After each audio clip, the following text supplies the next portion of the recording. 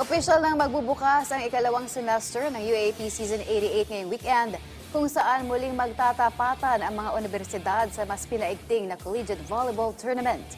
Sino-sino ang mga manlalarong dapat abangan at ano ang mga bagong patakaran na dapat yung malaman sa paparating na UAAP 88 Volleyball Tournament? Alamin natin yan sa report ni teammate Jamaica Bayaka.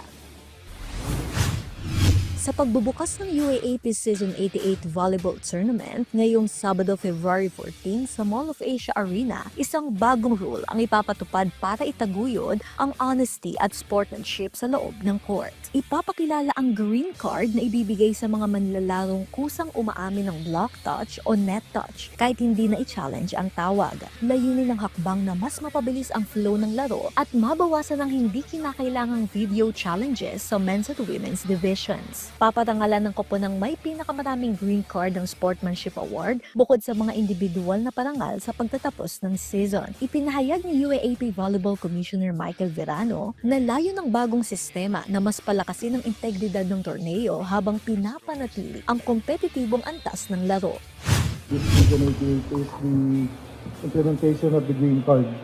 This will reward the student athletes with their honesty and sportsmanship. And it will also be a requirement or a criteria which will honor them at the end of the season with a sportsmanship award.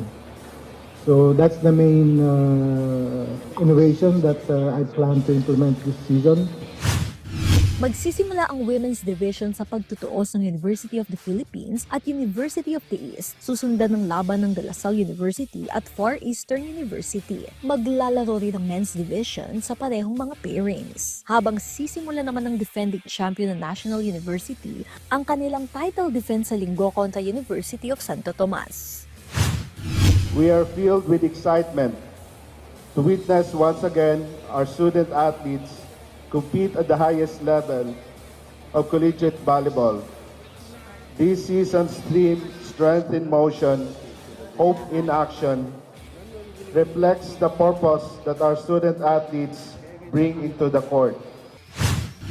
Sa pagpasok ng bagong season, hindi lang matinding kompetisyon ang inaasahan, kundi mas malinis at mas makatarungang laro sa loob ng court. And just to say that to follow the dictum stated in the FIVB rules is to get involved, understand the game, keep the ball flying. Jamaica Bayaka para sa atletang Pilipino, para sa bagong Pilipinas.